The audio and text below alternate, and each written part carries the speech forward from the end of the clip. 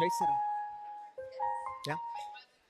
All right. Good evening, everyone, and welcome to Free. I'm Ryan. I'm the pastor and executive director here, and I'm with Abby Alt, who is our home team lead. And I'm going to say more about that in just a moment. All right. Yes.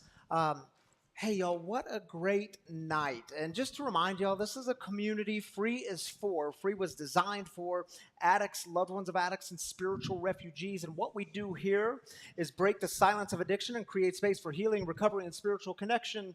And like we do every week, I need to remind you, and you need to remind me, the thing we don't do. All four words on a count of three. One, two, three.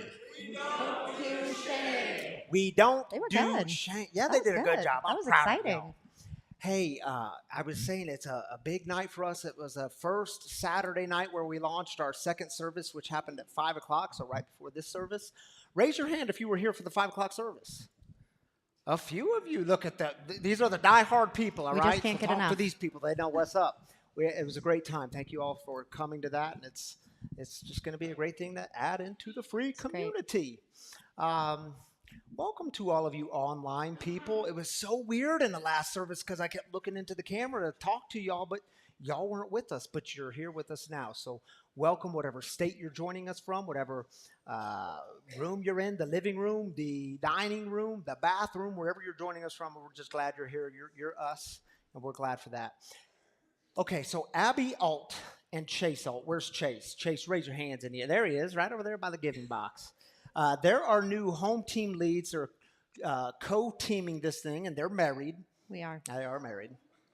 And the reason for this is we brought on Carrie. Carrie, come on up. Carrie McMullen, we brought on board this week as a new staff member. She is our, they don't even know what you are, and they're clapping.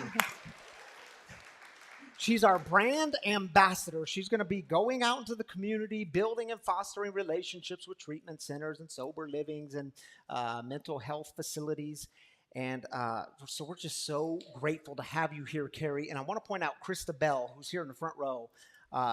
She is on our Free expansion team, and she has said repeatedly, y'all need this person. So we started to go look for this person. So thank you, Krista Bell, for recommending that. She didn't recommend you, though I'm sure she would. She said this position is deeply needed in this community. So you're here. Thank you, Carrie.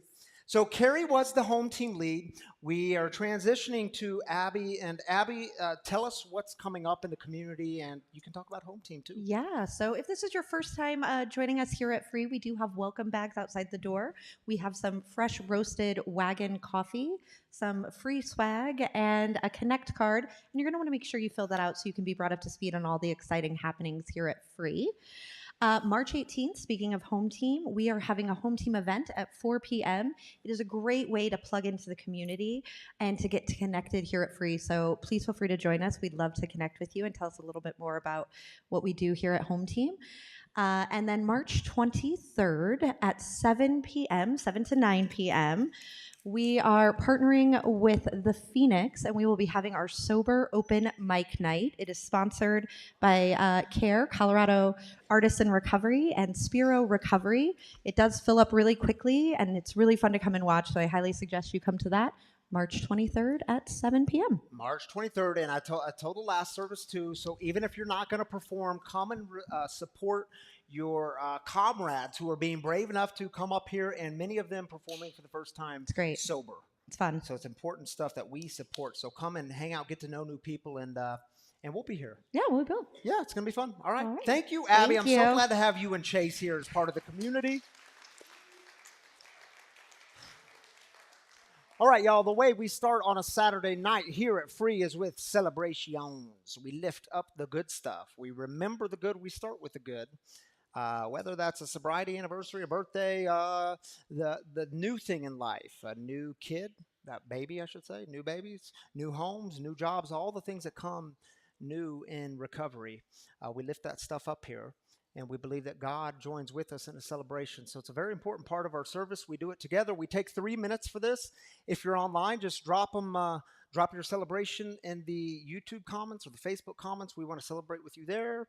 Matt and Darren will pass around a mic. Just raise up your hand. We take 3 minutes for this. Let's celebrate, shall we? Yes, we shall. My name is Kira, and my 16-year-old son Connor is celebrating 5 months sober today. Connor. Woo.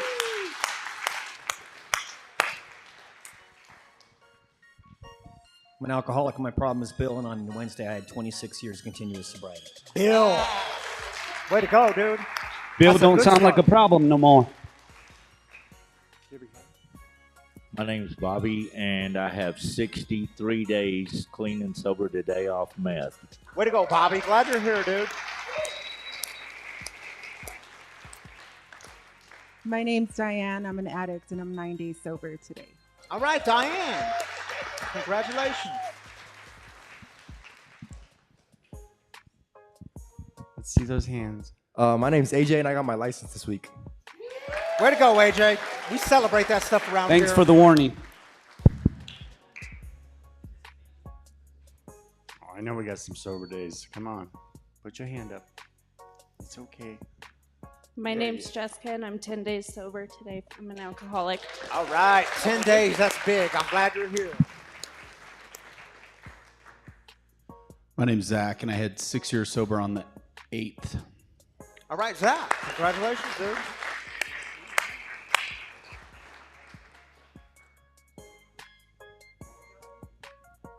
I'm Erica, and I'm an alcoholic, and I officially announced my retirement this week to my boss. Yeah, we'll celebrate that. Congratulations, Erica. Enjoy that retirement. I'm Justin. I'm an alcoholic. I've got 15 days sober. All right, Justin. Glad you're here, man. Good job, man. We got a full minute left. Let's see those hands. Right here, Matt.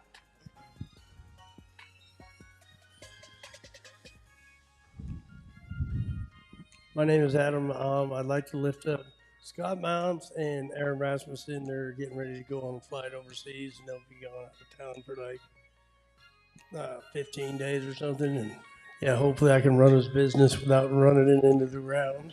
We're going to celebrate you, Adam. You can do it, dude.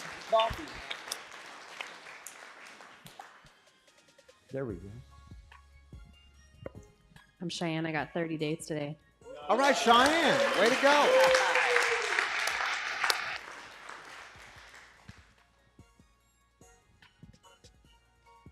Man, y'all are quiet tonight. This is a quiet What's crowd. going on here? Put your hands in the air like you don't care. Come on. All right. Well, hey, thank you, Darren and Matt. I'll take that one from you. We got one. Shout it out. You got to talk loud. I'll run. Oh, he's coming. I'm Calvin, and I got 68 days sober today. All right, Calvin. Serving on our home team, making people feel welcome here. Thank you for being here, brother. Congratulations. And we've got the great Tammy Kennedy here in our midst this evening, like we do every Saturday evening. 5 and 7, baby. 5 and 7. Yeah.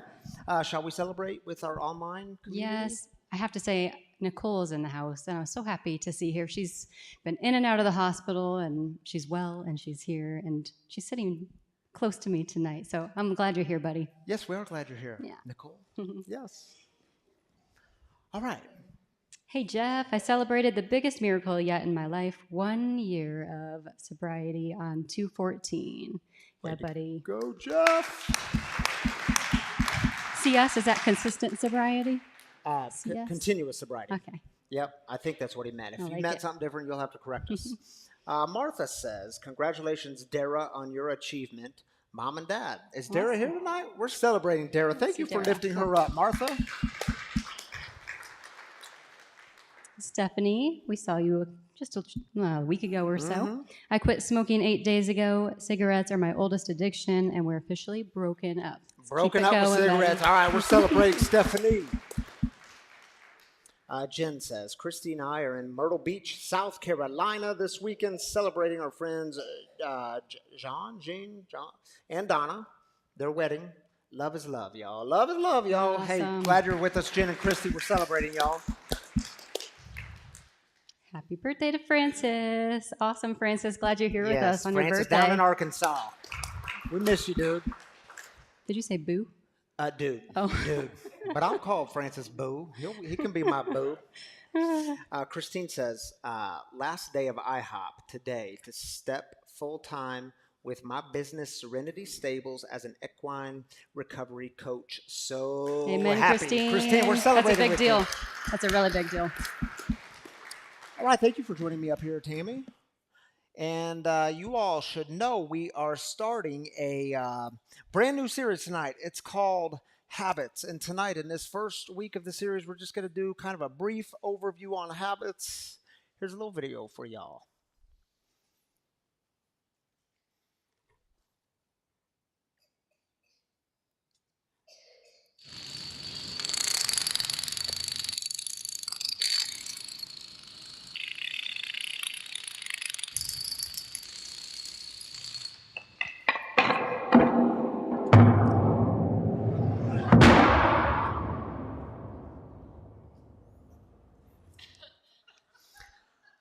Some of y'all get it. All right, that's good to know.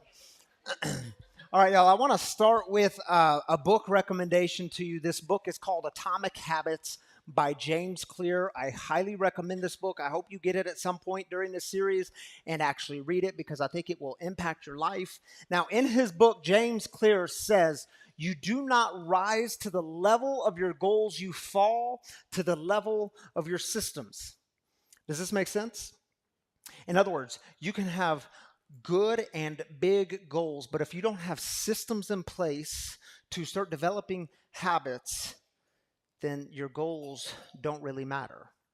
And see, your goals aren't really the problem. Think about it. Think back to January 1st, when some of us were busy making New Year's resolutions. I bet, I'm willing to step out on a limb here, not many of you woke up on January 1st, and if you made a goal in your recovery, not many of you said, man, you know what I want this year? I just want to kind of do half measures when it comes to my recovery. I want to be kind of sober. I want a little bit of peace, but not too much peace. Maybe you made some goals in your relationships, in your marriage, or your relationship with your significant other, your spouse, your partner. I bet not one of you said on January 1st, man, you know what I want to do? I just want to have a rocky relationship. That's my goal. I want it to be good sometimes, but not too good. I want to be a better lover sometimes. No, you said the exact opposite. You wanted to have a healthy relationship, enjoy the fullness of life together. Now, be honest, how many of y'all made New Year's resolutions when it came to your physical health this year? There you go. There's a few honest ones. Yeah. Now, I bet not one of you said on January 1st, you know what my goal is? I just want to do as little physical activity as possible. And I want to see my cholesterol rise. And I want to see my blood pressure shoot up. No, we said the exact opposite, right? You wanted to be healthy. You wanted to feel good. You wanted to look good. But here's the thing. Studies tell us that 92% of all of those resolutions will fail by Valentine's Day. Why? Because we set goals, but then we fail in setting up systems to meet those goals. So we never really develop healthy habits in our life. Now I can tell y'all, prior to getting sober, when I was in active addiction, I had very few healthy habits in my life. I didn't know how to do this habit stuff. I didn't even know the first thing about it. In active addiction, I was drunk. I was lacking peace and joy in my life. The picture was taken about 11 years ago. Sailor, our first daughter, was about 18 months old there. Got sober when she was 2.5. You know, I went to the doctor shortly before I got sober. I was weighing in at over 250 pounds. The doctor walked back in the room with his little clipboard, and he said, your blood pressure is really high, and your cholesterol, it's off the charts. And he said, man, you're headed in the exact wrong direction. If you don't change course, things aren't going to end well for you, and you're too young to be dealing with these kinds of health concerns. You see, it wasn't until I got sober that I started developing healthy habits in my life. And I'll just talk about physical health for just a moment. Because in my first 6 months of recovery, I lost about 50 pounds. And part of that is if you remove alcohol, like thousands of calories each day from your body, amazing things will happen.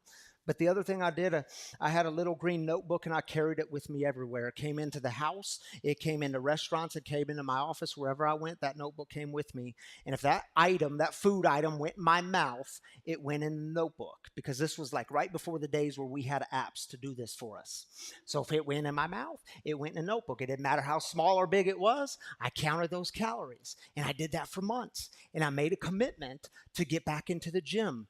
Like I did in college, but I took a 10-year hiatus because that was addiction took over. And so I started going to the gym 3 to 4 days a week. And 10 years later, I still go to the gym 3 or 4 days a week. And I tell you this to say that these small changes in my life actually have big results when I stick to them. And y'all do know, when we give up those healthy habits, it does come at a cost. You know this, right? Did I ever tell you about the first time I met our bishop? Yeah. See, in the United Methodist Church, we have a bishop in our conference. She's like the head dog over everything, you know. And before she was a bishop, she was a pastor out in California. Now, I was sober for a very short amount of time, and my district superintendent came to me, and she said, there's a conference out in San Jose, California for large church pastors, and we want to send you to this conference. So I go out to this conference in San Jose, California. It was a 3-day conference, Thursday, Friday, and Saturday. Now, the bishop, before she was a bishop, she was a pastor, and she was at this conference, one of the keynote speakers, leading some of the workshops there.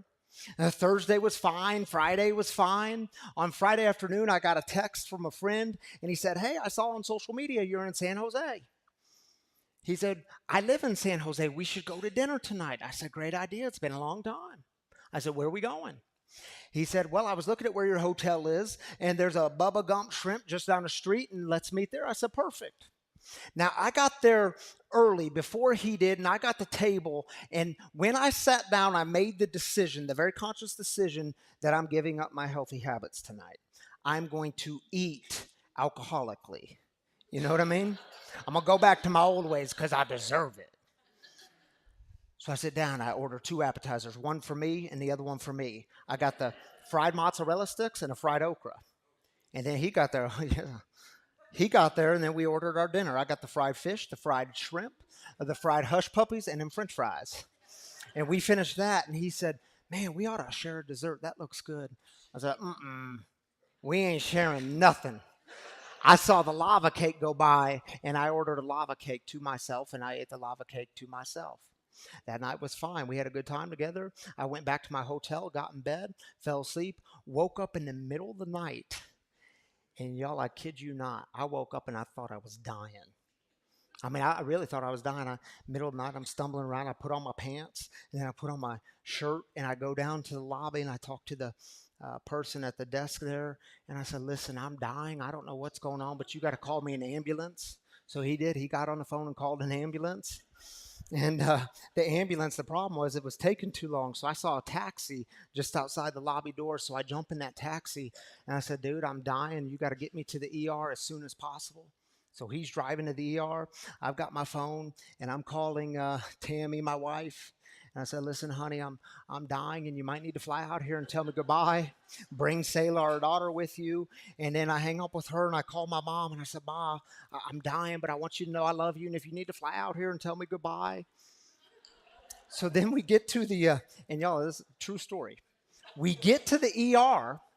I go inside to the waiting area, and they check me in, and the nurse there says, do you want a vomit bag?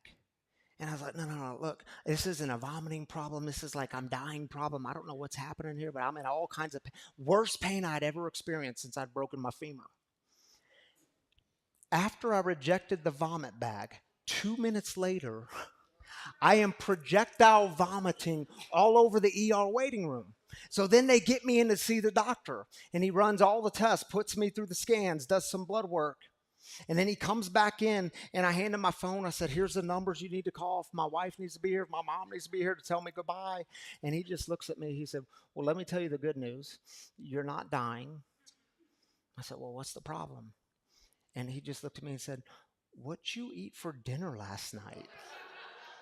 And I'm thinking to myself, why is he asking me about dinner? Does he not understand I'm dying here and he wants to talk about dinner? So I told him what I had for dinner. I had the fried mozzarella sticks, the fried okra. Then I had the fried fish, the fried shrimp, the fried hush puppies, the french fries. Then I ate the entire lava cake to myself.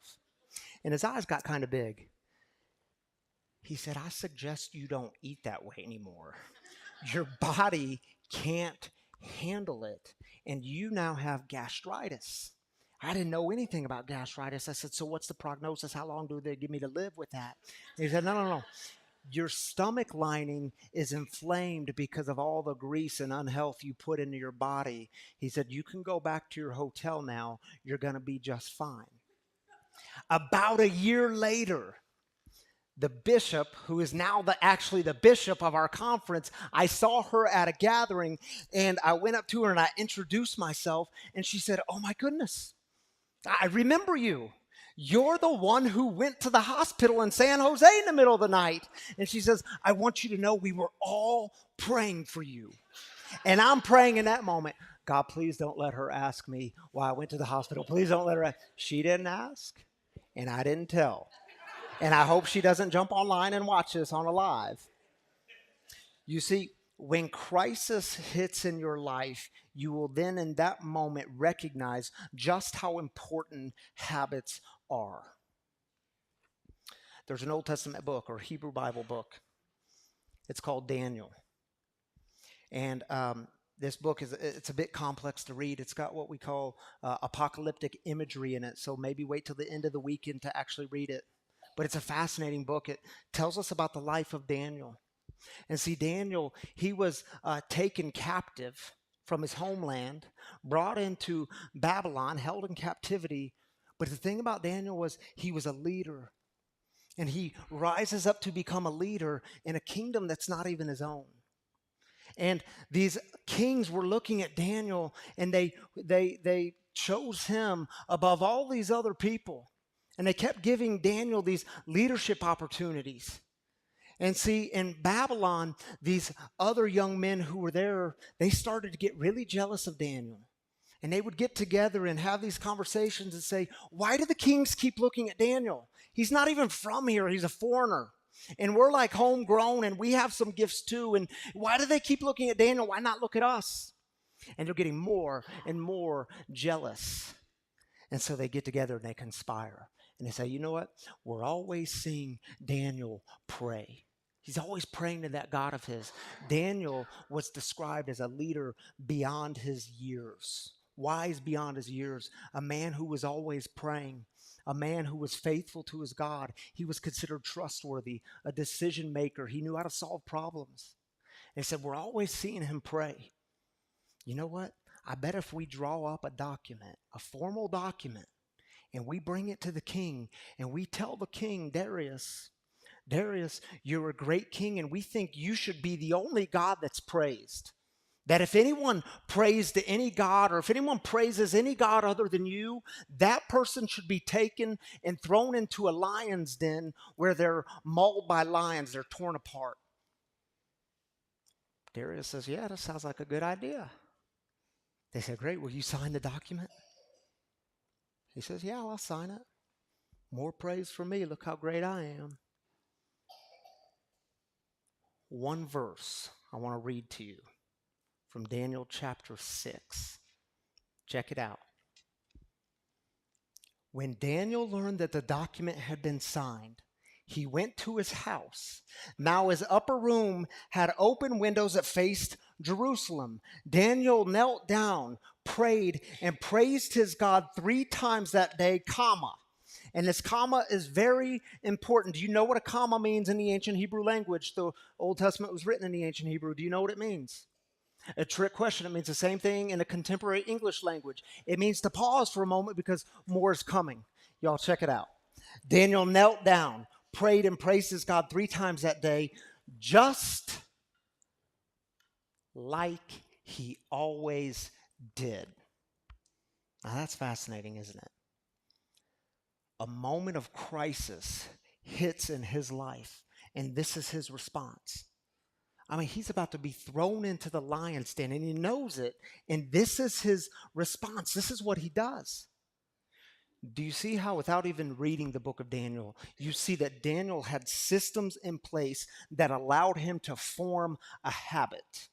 And notice what Daniel didn't say. He didn't say, man, I just can't do that prayer stuff right now because I got to think my way out of this. I got to be thinking about my next move here. I can't be praying right now. It was an automatic action for Daniel. And in James Clear's book, Atomic Habits, he defines a habit as a behavior that has been repeated enough times to become automatic. What are those behaviors in your life? See, your crisis will be more manageable if you have healthy systems in place prior to going through the crisis. Let me say it this way. If you are new in recovery, and many of you here tonight are new in recovery, I hope you are setting up your systems that if the urge comes and that urge kicks in to pick up a drink or to pick up the drug, I hope you have systems in place. If you don't, it might not end well. And what's a simple system you could put in place? Have your recovery comrades on speed dial. And then hope and work towards that habit forming of actually picking up the phone to call them when that crisis hits. And y'all do know, it's not just about not drinking, right? I mean, I know that's, or not picking up a drug. I know that's why we come into recovery, so we can get sober and not have to pick it up anymore. But if you stick around long enough, you'll see that, the big book of Alcoholics Anonymous tells us that we are being reborn. Life is being made new. We're actually figuring it out, what it means to be happy, joyous, and free. It is not just about not drinking. I was thinking this week, and I was reminded right before I went to that conference in San Jose, California. I went to a conference in another town in California. I don't know what it is with California. I was brand new sober. Again, the district superintendent came to me and she said, there's a church planting conference in Southern California, and we want to send you to it. And this was like close to 10 years ago, and I had no interest in starting something new. I did not want to start a new church. I was comfortable where I was, just wanted to do my thing and get my life back together. Well, where's this conference? She said, Redondo Beach. I said, all right, I'll go to the conference. And so I went to this conference. I flew out to Redondo Beach, and beautiful hotel. And in fact, from my room, you could see the beach just a little bit. Beautiful. But the thing is, when I got there, man, I thought I was dying. Because apparently in early recovery, I always thought I was dying. And I don't know if anyone's ever battled anxiety or social anxiety, but here I am sitting in that hotel room, and it felt like the walls were closing in on me, literally. And my hands got all sweaty, and my chest was real tight. My heart was beating like it felt like it was going to beat out my chest. And I pick up the phone and I call Chuck. Chuck was another clergy person, but also in recovery. And I said, Chuck, I'm supposed to be to this conference in 30 minutes, and I just can't face people. I'm so scared of people, and it feels like the hotel room walls are closing in on me. My hands are all sweaty. My chest is beating really fast, and it's tight.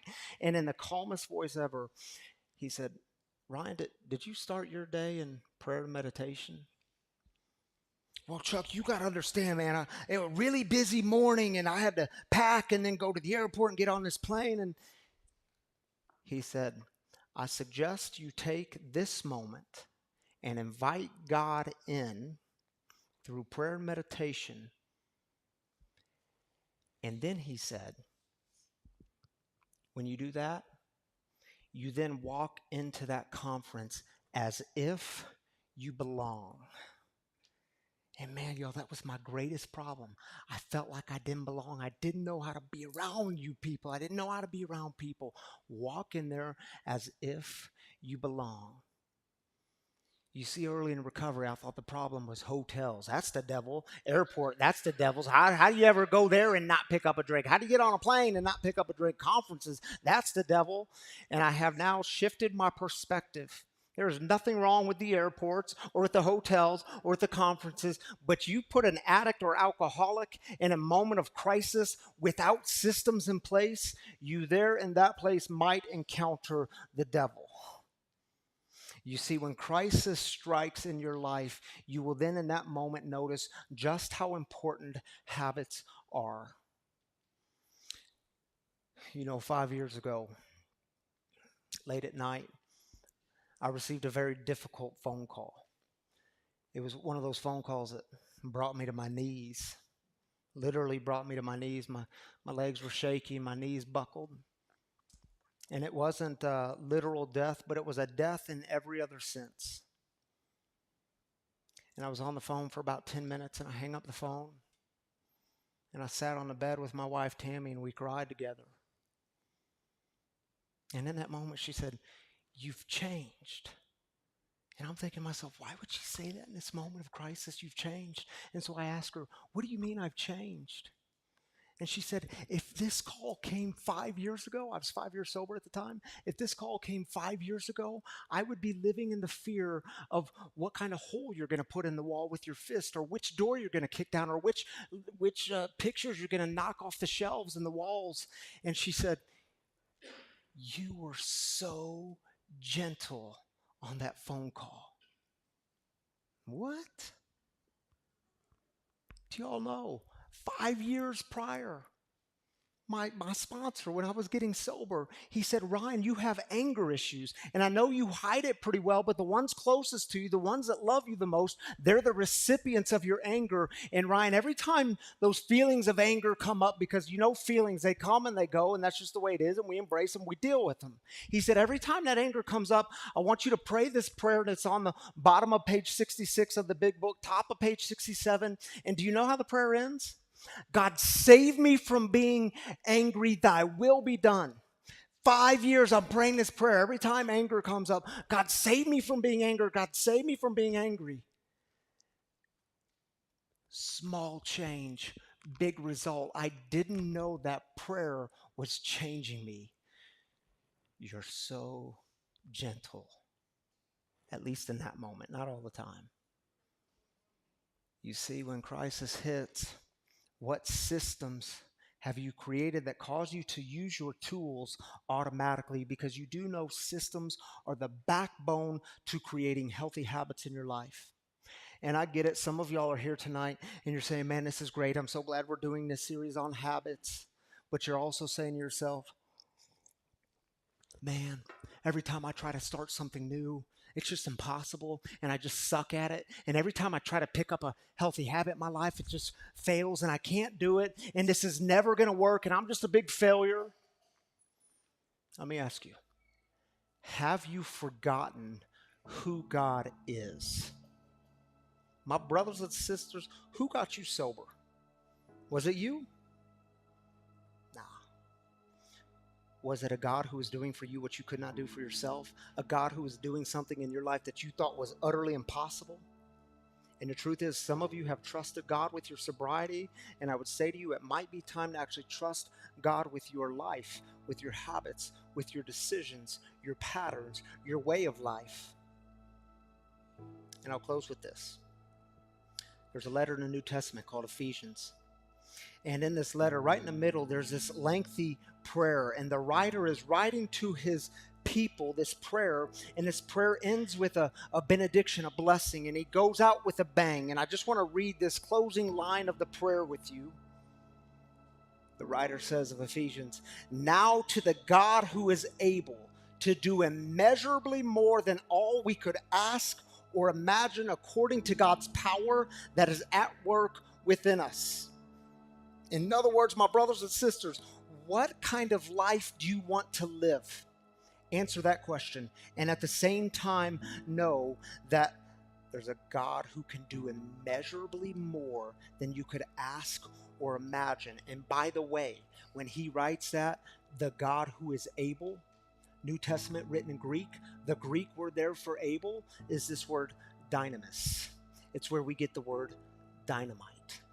So it could read, to the God who is able to bring dynamite to the thing you could ask or imagine. And what does dynamite do? Dynamite comes along and blows the whole thing up so that a new way can be made. You see, who do you want to become in this world? What kind of life do you want to live? When it comes to developing healthy habits in your life, what's the one thing you'd ask God for? I'm not talking even about a habit, but as you start a process of thinking about this, what's the one thing you'd ask God for? Maybe it would be strength, because you just feel so weak when it comes to starting something new. Or maybe it would be wisdom, so that you know what is this new thing to start. Or maybe for you it's perseverance, because you're the one that every time you start something new, it doesn't happen quick enough for you, so you just give up, you throw in a towel, you lack perseverance. Or maybe for you, you wouldn't ask God to give you anything, but you would ask God to take something away, to remove a character defect in your life. Maybe it would be fear, because fear is the thing that holds you back. It keeps you from taking that next step. Maybe it's the fear of failure. You're so scared to fail, and there's nothing wrong with failure. You get back up. What's the one thing you'd ask God for? Invite God into this process, the one who can do immeasurably more, the one who is able. So what we're going to do now is close with a song by Linkin Park. Any Linkin Park fans out there? Yes, Linkin Park. Y'all were born in the 80s like me, maybe. Linkin Park wrote a great song called Breaking the Habit. And I intentionally picked a video of one of their live performances because I think it carries a different kind of energy. And up here, you'll see these yellow Post-its, and there's pins up here. And during the song Breaking the Habit, if you have that one thing you want to ask God for, the one thing you want God to remove, I invite you to just write that one word on this Post-it note, stick it to the stage. And later tonight, I'm going to pray over all of these things. But you need to know, I'm going to pray to the God who is able to do immeasurably more. Here's Linkin Park, and you can move.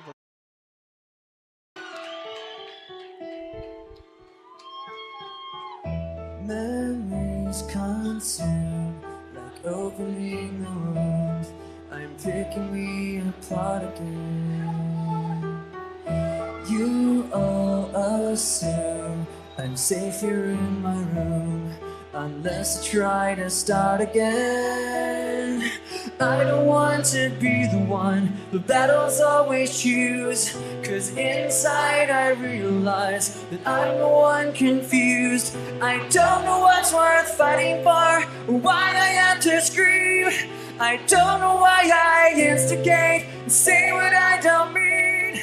I don't know how I got this way, I know it's not alright, so I'm breaking the habit.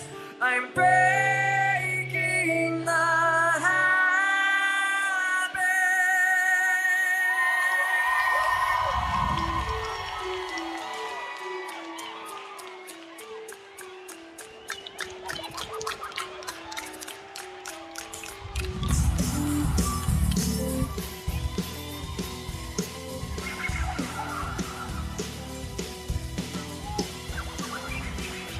memories consume, opening the wound. I'm picking me apart again. You all assume I'm safe here in my room, unless I try to start again. I don't want to be the one the battles always choose, 'cause inside I realize that I'm the one confused. I don't know what's worth fighting for, or why I have to scream. I don't know why I instigate and say what I don't mean. I don't know how I got this way, I know it's not alright, so I'm breaking the habit. I'm breaking the habit tonight. Clutching my cure, I tightly lock the door. I try to catch my breath again. I hurt much more than any time before. I had no options left again. I don't want to be the one the battles always choose, 'cause inside I realize that I'm the one confused. I don't know what's worth fighting for, why I have to scream. I don't know why I instigate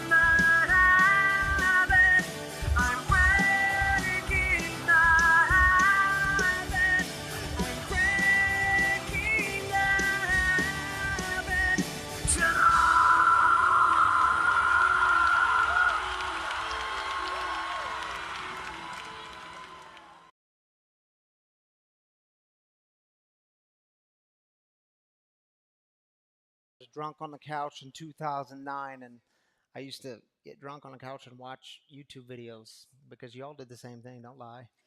And I remember watching that song thinking, man, I'll never be able to get sober. Thank God for my sobriety. All right, y'all, if you're new with us tonight, you should know that every single Saturday night we have a guest storyteller in the house to share some of their experience, strength, and hope on the subject at hand.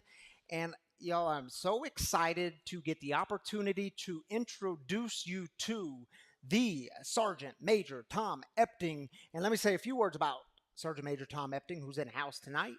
Tom has been my sponsor for the last several years, and he's meant a great deal to me in my life and in my life of recovery. And I can't wait for you to hear his story. Y'all need to be gentle, gracious. Someone might need to grab a newcomer's packet because he's only been sober for 47 years of continuous sobriety, active in recovery.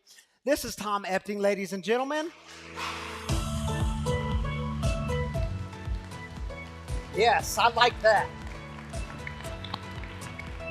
You should keep it like that. Keep it on like this. Frontwards or backwards?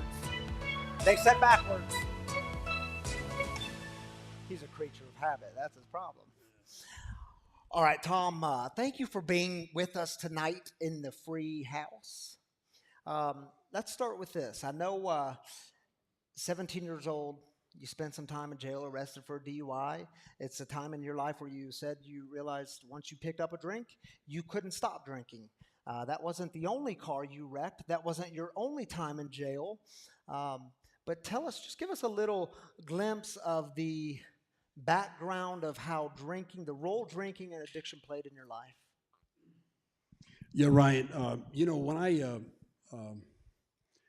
When I drank my first drink, I was about 14 years of age, and I was a little place south of Oklahoma called Sherman, Texas, and I had that beer, and it changed me. And I come from a long line of alcoholics. My father is Might have to hold the mic up a little I'm bit. sorry. There you go. Bob, he told me about this He earlier. told you to eat the mic He twice. told me to eat the mic, and it's just, it's just not normal. Anyway, this isn't a snow cone, No, it's not a snow cone. Okay. Don't lick it. I'm just saying that. But anyway, and both my grandfathers, my maternal and paternal grandfather were both alcoholic. I've got uncles on both sides that are alcoholic. I grew up around alcoholism, and yet I remember I told my dad one time, I'll never be like you. I'll never be like you. I'll never be like you. And I finished it with some profanity, you son of a bitch. I wasn't like my dad. I was worse than him.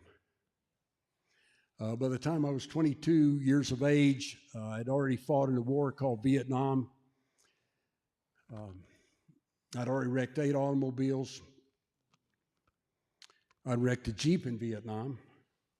And yet, it was never, I didn't have a problem. I had bad timing. Bad time.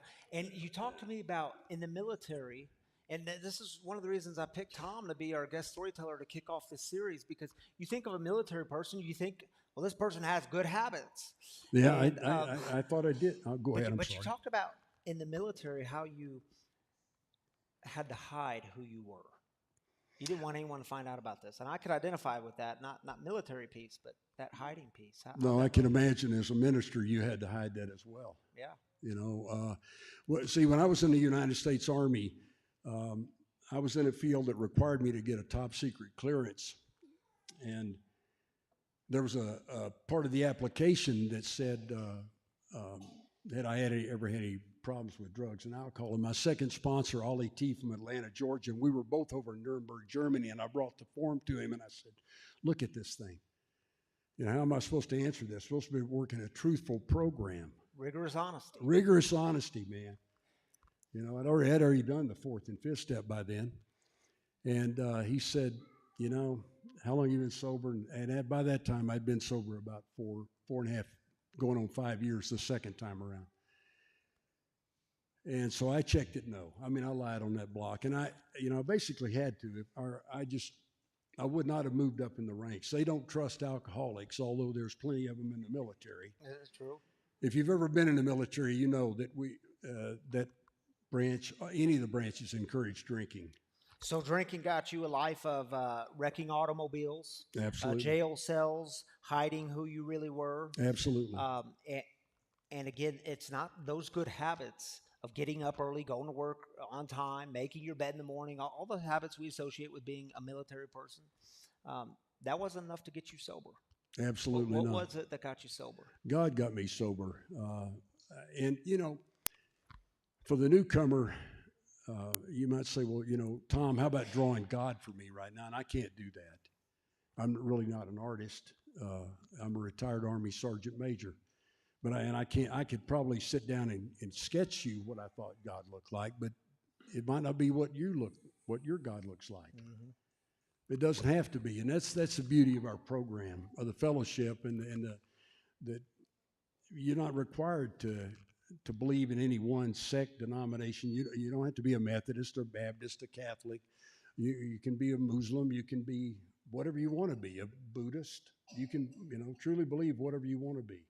You can make Mount Evans your higher power. It's pretty high. It really is, but it works. Yeah.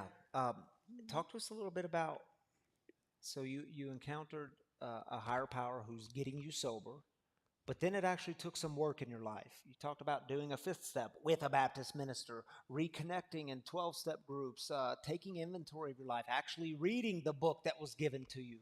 What all that look like? Yeah, Ryan, you know, on the pages... He took his hat off. It's getting serious. Yeah, hat's going off now. On page 83 and 84, it talks about the promises in the big book. And, you know, the promises to me came true the first time. Because, see, the first time I got sober was on the 4th day of March, 1972. And that was when my dad got me out of jail in Marshall. And he actually didn't get me out of jail. They let me out of jail, and he came to vouch for me or whatever. Now, the funny thing was, and it really wasn't funny, I got drunk in Louisiana, and for some reason, I had to drive to the state of Texas to get arrested. I'm sure none of you have never done that. Now, they don't do things like that. Yeah. Do what now? I said they don't do things like that. No, they've never. I spent a week in Taiwan, Taipei, Taiwan, and that's off the coast of China. Do you know, I actually probably only can remember about an hour and a half to 2 hours that entire week. You know? So, have I been to Taipei, Taiwan physically? Yes, I've spent the night there for a week. It was called Rest and Recuperation, and I was drunk for an entire week. You know? So, just so people understand, because I've had to ask Sergeant Major this several times in my meetings with him, and we meet on a regular basis, and sometimes I have to ask him, what is a Sergeant Major? Break that role down for me. If I'm understanding it correctly, Tom, less than 1% of all enlisted make Sergeant Major. And this happened in your sobriety. You weren't a drunk getting Sergeant Major. It happened when you got sober. Absolutely, yeah. I was actually a staff sergeant when I sobered up, and that's E6 in rank in the United States Army. And I would have never made the rank of platoon sergeant or first sergeant or sergeant major had I not gotten sober and stayed sober. And again, I attribute that to God. And, you know, you and I have talked about it before in private that, and I don't feel like I'm anybody special. I didn't have any bright light experience like Bill Wilson had.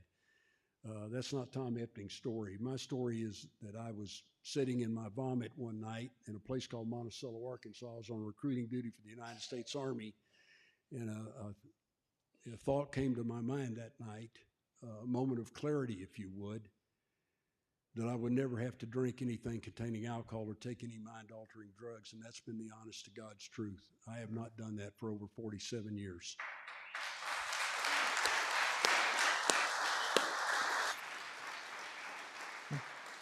Tom, when I was jotting down some notes, you said to me, I looked around the room and there were other soldiers just like me. Our lives were changing through these 12 steps.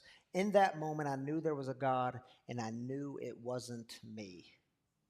Absolutely. I was in a place called Nuremberg, Germany, and I was sitting in a room one night, and a lot of us still had our uniforms on for that day. You know, we just came out of the motor pools, working on our tanks, our armored personnel carriers, our missiles, or whatever else we had to defend the West Germans with. And but I was in this room with these men, and they were all men that night. And I just looked around the room that night, and as I look around this room tonight, or other rooms of the fellowship, and I know that something gets and keeps us sober. I'm not sure what that is. Again, I can't draw it, Ryan. Yeah. I would fail. I'd get an F, and I've got a college degree. But I just knew that there was something, and I could see it in their eyes. I could see the way that they had a lot of hope in them, and that I do as well, that people get and stay sober. And it's, to me, it's not necessarily simple. I mean, and I need to congratulate those that stood up tonight and took a chip or recognized their sobriety in the We service. celebrated together. Yeah. Yeah, they're celebrating their sobriety, and I celebrated. I've told you this earlier that I celebrated my son's. He's going to have 3 years of continuous sobriety coming up on the 6th day of April, and he came in through the rooms of Zoom, and he called me and he said. We had made a few meetings together, and he said, "Hey, Dad, who would you pick as a sponsor?" And I said, "Well, who have you?" He kind of interviewed. He kind of looked at a few guys that he had online. So technology is an amazing thing to me, simply because when I got in the rooms of Alcoholics Anonymous, I was actually outside of the rooms in Shreveport, Louisiana, looking at this metal door that I knew that weighed 400 or 500 pounds. Kind of like this phone weighs 400 or 500 pounds when you call somebody. And I thought, good luck to you, man. And you know what? A man in this fellowship that actually attends this service. Yep. A good friend of mine, Banana Jim, is his nickname, and he took my son through the first, I think, 7 or 8 steps of our program from Alcoholics Anonymous.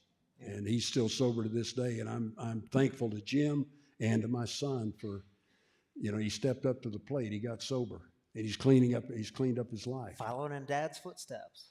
I'm sorry? Following in your footsteps. Yeah. That's a cool thing, man. Yeah, he's 4th generation now. That's something to be proud of. Something to be proud of, right? All right, Tom. So let's shift a little bit to. I want people to hear from you. What are the and we narrowed it down to 3 habits that you really stick to make your recovery meaningful, to keep it lasting, to keep it good. And the 3 I wrote down, at least: prayer, because you are a self-described praying mofo. This dude's always having me pray. He's always having me pray. Page 552. Anytime I get tied up, I'm a little sideways with someone. He tells me I got a 552 them. And you can talk more about that. But prayer, gratitude, and walking with others, sponsoring other men. This guy, you need to know about Tom. He has helped a lot of people, numerous people, to get sober and in their recovery. And I'm one of those, and I thank you for it. But tell us about those 3 habits in your life. Yeah, well, I'm going to tell you a little bit about yourself now. If you remember, one time you... Let's hear it. Well, this is a true story. He called me up and he told me this, and I can't tell you what it is because I'm his sponsor. I'd probably, but he told me he was having this issue, and we met over at the park, over at Mercy Park in Highlands Ranch, Colorado, about 5 p.m. one night. I said, "What's up?" And he told me. So the first words out of my mouth: "Do you pray about it? Have you taken this to God?" Remember that? Yeah. Once you did all that, and I said, "I suggest," because I never tell my guys what to do, but I said, "I suggest, Pastor, that you go to page 552." And I said, "That's deep in the big book. There's a prayer in there. There's a 6-step, the sick man prayer that's on page 68 of the big book. That never did it for me. I needed to pray for somebody, person, place, or thing, for at least a period of 14 days. I got to do that morning and night. So you're talking about habits? I do pray. I'm a meditating, as you described, mofo, yeah. And do you do it? Do you do it after you get up and have coffee, and get a shower? And... I don't do it. When I first get out of bed in the morning, actually before I get out of bed, I thank God that I got up that day. But it's more than that. You know, I ask that I be of service, that I do no harm, that I do God's will and not mine that day. And then I hopefully bring something to the community that I live in. Yeah. And I just want to stop for a minute. If y'all are like looking for a prayer structure, what he just said is not a bad way to pray. Thank God, ask to be of service for that day. And what was the third thing you said? That was really important. And do no harm. Do no harm. Do no harm. That's a pretty good because I don't want to, you know, okay, because we're supposed to do the 10th and 11th step at night, and I do that every night. I look, do I owe anybody an amends? You know, I live a life that I don't, I have that go back and go, hey, I owe Ryan an amends. You know, I try not to live that way. Yeah. But the prayer is one thing. The gratitude is the other. That, you know, when I get a new sponsee, one of the first things that he does is make a gratitude list. And he said, what have I got to be grateful for? I'm an alcoholic. I says, you know, it's real simple to me. You got a lot to be grateful for. One, you live in the United States of America. You know, two, I think you've got a roof over your head. At least that's the place you came out of to see me. You've got a car. It's got gasoline in it. You've got food to eat. You don't look like you're skinny, you know. And so those are just the basic things. But what about your family? You should be grateful for them. I'm always grateful for the men that God's put in my life. Not only Ryan, but I can think of, and I don't keep track of them. Okay, I don't notch my belt and say I sponsor that guy. That's too much ego. So I've got to give it. I tell them all the same thing. I take no credit for your sobriety, and I don't take any credit. I don't take any blame for your failure. I'll show you the way if you'll follow. I'll suggest. I'll never tell. And there's a couple of my sponsees sitting in the audience tonight. And I think if you would talk to them after this, they would tell you the same thing about me. That's what I do. That's the way I sponsor. And then if you are a sponsor, and a man tells you something, or a woman, if you're a woman, you're sponsoring another lady, you keep it to yourself. You take it to the grave. And I've got a sponsor, you know my sponsor, Lock and Load. Yep.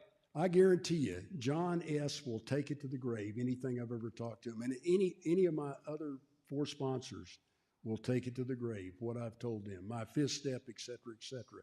We didn't talk much about my 5th step, though, did we? Yeah, would you want to say a word about it? We got about 60 seconds. How much? 60 seconds. Wow. You know, my first 5th step was done in a place called Monticello, Arkansas, and it was right after I got out of my drinking debacle that weekend. And I went around town and I said, who can you tell something to? And it was a minister of a Second Baptist church. I didn't even attend his church. Matter of fact, I didn't attend any churches. And I took it, and I went to him, and I believe he took it to the grave. That was my first 5th step. And it just like the book said, I went home, I'd placed my big book up on the shelf where I could go take it down and read the first 5 proposals. And from that point on, I've been sober and living a fairly decent emotional sobriety life for the most of that. And this man lives what he preaches. You live what you teach, and I'm really grateful for that. Tom, are you going to stick around after the service for a little bit? Folks want to talk to you? Talk to the great Sergeant Major Tom Epting? I'm sorry? He's going to stick around if y'all want to talk to him. Tom, thank you for being here tonight and joining me up here. I love you, brother.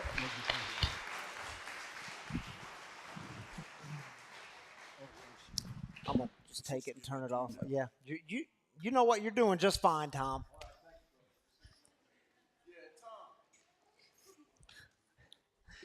All right, y'all. The way we close things here at Free on a Saturday night is very similar to the way we begin. We start with celebrations, but we end with heartaches.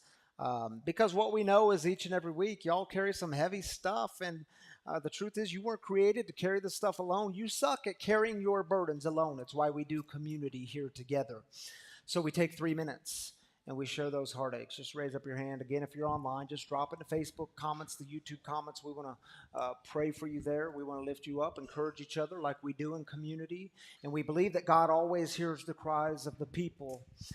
So we take 3 minutes for this. And Rich, you're going to start. Yes, my name's Rich, and I need prayers and a lift for a gentleman called Tyler, 33 years old, who was my son's best friend since first grade, and we knew him very well. And he passed last night from alcohol syndrome, and very sad for my son and for our family. We knew him for a long time, and just another loss that we need prayers for. Thank you. Yeah, we lifted him up at the 5 o'clock service. We're lifting up Tyler's friends and loved ones and family. Prayers. My name is Monique. I'm looking for my son Romero. He lives in Oregon. He's in active use right now, and I haven't heard from him for a while. All right, prayers for you, prayers for your son. I want you guys to pray for my grandbaby. She's 10 months old. She's just having a lot of health issues. Her name's Anna Lee. All right, prayers for her. Thank you for lifting her up.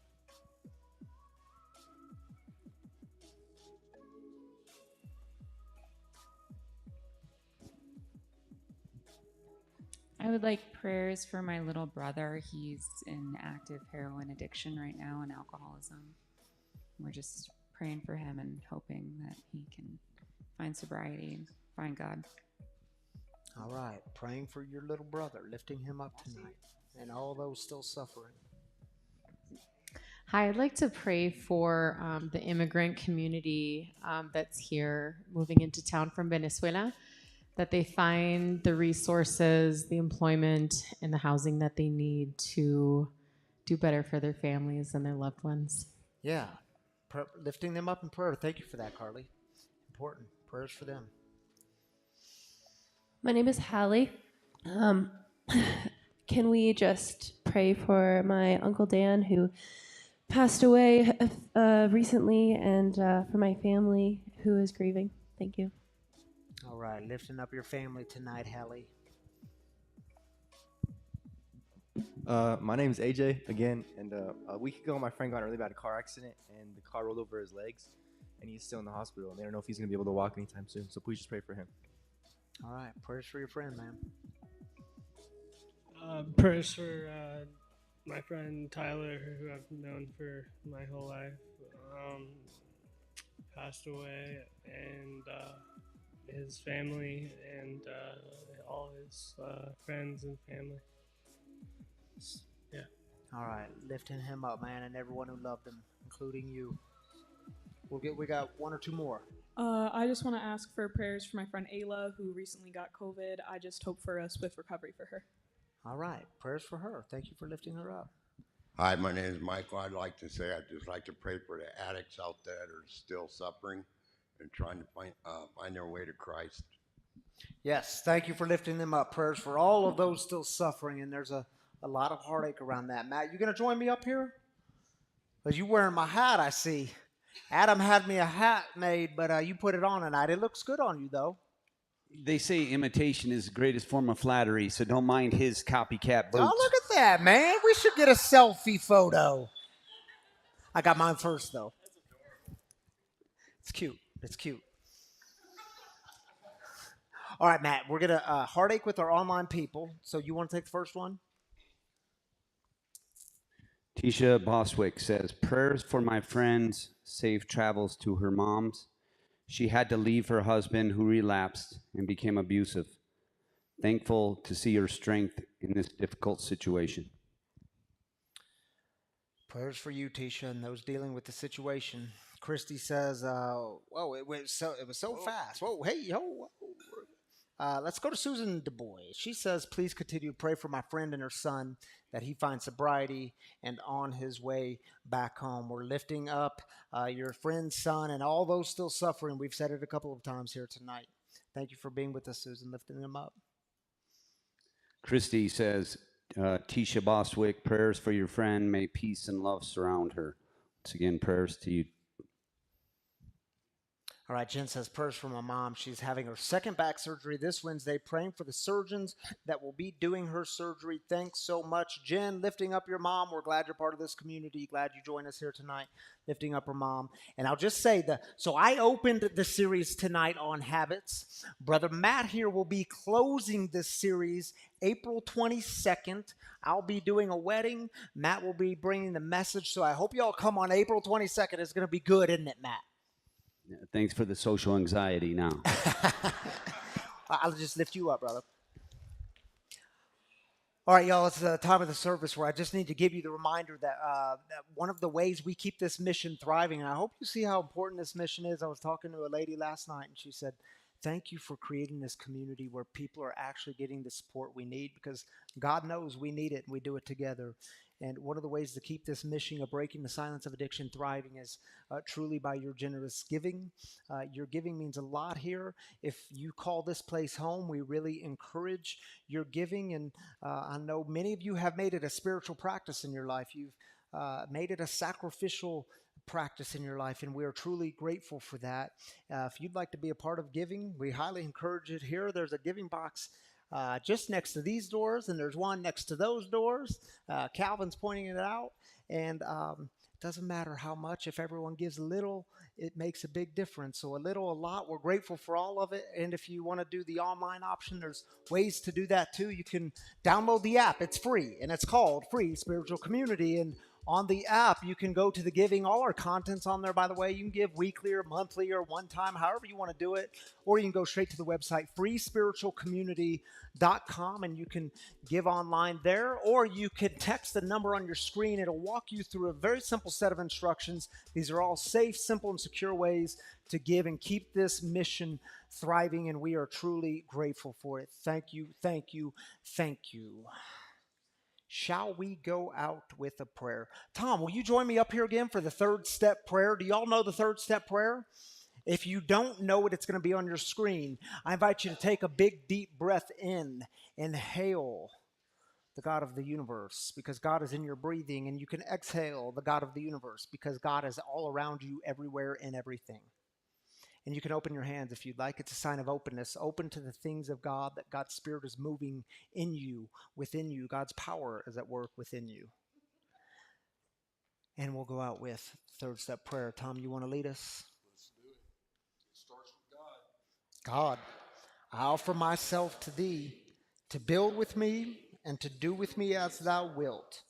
Relieve me of the bondage of self, that I may better do thy will. Take away my difficulties, that victory over them may bear witness to those I would help of thy power, thy love, and thy way of life. May I do thy will always. Amen. And my free brothers and sisters, may you experience all kinds of grace and peace as you go and engage in some habits and systems, and we'll see you next week. Love y'all.